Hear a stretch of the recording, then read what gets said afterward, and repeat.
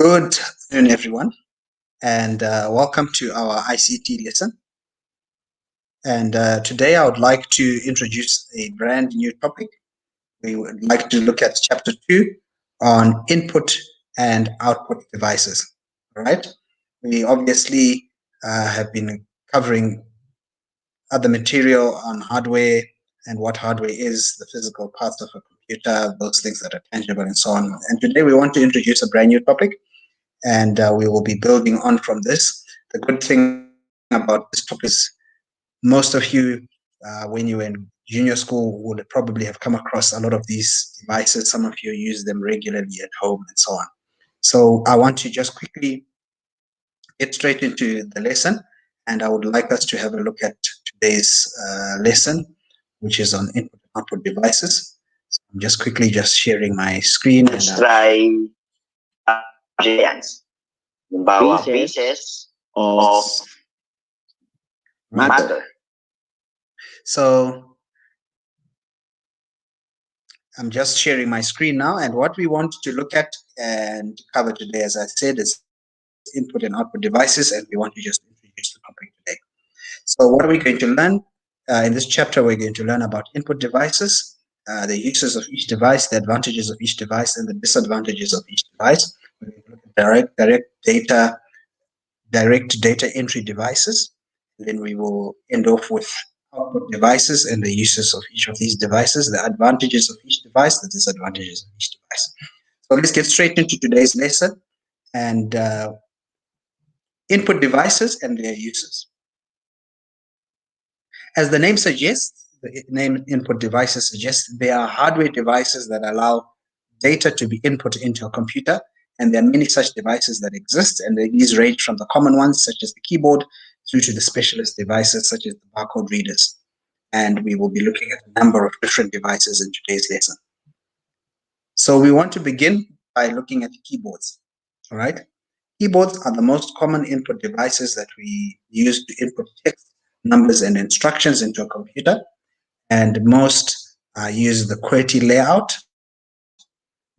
The layout is the one that's very familiar to you. And the name comes from the keys which are on the top row, and they spell the word QWERTY, QWERTW.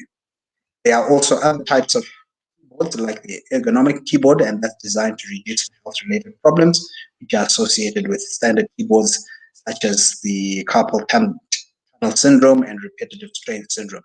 You don't need to know too much about that, but you're free to research and find out more about it. But for instance, the repetitive strain injury is an injury associated with continuously using the keyboard. To find out a little bit more about that as well. What are the uses of the keyboard?